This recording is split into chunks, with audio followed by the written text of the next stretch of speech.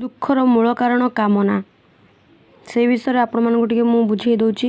ଦେଖନ୍ତୁ, କାମନା ହେଉଛି ଶାନ୍ତିର ଶତ୍ରୁ, କାମନା ହେଉଛି ଭକ୍ତିର ଶତ୍ରୁ, କାମନା ହେଉଛି ଜ୍ଞାନର ଶତ୍ରୁ।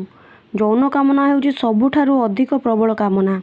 ବିବେକ ଓ ବୈରାଗ୍ୟ ଦ୍ୱାରା ମୁଁ କିଏ ବୋଲି ବିଚାର କରି ଓ ନିୟମିତ ଧ୍ୟାନ କରି ଏହି କାମନାକୁ ନିର୍ଦ୍ଦୟ ଭାବରେ ହତ୍ୟା କରନ୍ତୁ ଓ ଅମରତ୍ୱ ତଥା ନିତ୍ୟାନନ୍ଦ ପ୍ରାପ୍ତ ହୁଅନ୍ତୁ। କାମନା ହିଁ ପୁନର୍ଜନ୍ମ ଓ ସକଳ ଦୁଃଖ ଶୋକର କାରଣ। କାମନାରୁ ହିଁ ବିଭିନ୍ନ ପ୍ରକାରର ସଂକଳ୍ପ ବିକଳ୍ପ ଉତ୍ପନ୍ନ ହୁଏ। କାମନାର ସଂଖ୍ୟା ଅନେକ। କାମନା ଅଜେୟ ଓ ଅତୃପ୍ତ। ଭୋଗ ଦ୍ୱାରା କାମନା ତୃପ୍ତ ହୁଏ ନାହିଁ, ବରଂ ଭୋଗରେ କାମନା ବର୍ଦ୍ଧିତ ଓ ଦୃଢ଼ ହୁଏ। ତୃଷ୍ଣାରୁ ଅହଙ୍କାର ଚେତନା ସୃଷ୍ଟି ହୁଏ।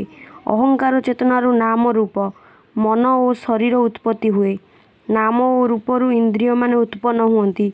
ଇନ୍ଦ୍ରିୟମାନଙ୍କଠାରୁ ବିଷୟ ସଂସ୍ପର୍ଶ, ସଂସ୍ପର୍ଶରୁ ସମ୍ବେଦନ, ସମ୍ବେଦନରୁ ଗ୍ରହଣ, ଗ୍ରହଣରୁ ଜନ୍ମ, ଜନ୍ମରୁ ବୃଦ୍ଧାବସ୍ଥା, ମୃତ୍ୟୁ, ଶୋକ, ଦୁଃଖ ଓ ଯନ୍ତ୍ରଣା ଉତ୍ପନ୍ନ ହୁଏ। ଏହିସବୁ ତୃଷ୍ଣା ହେଉଛି ଘନୀଭୂତ ଦୁଃଖ। ସବୁ ଦୁଃଖର ମୂଳ କାରଣ ହେଉଛି କାମନା।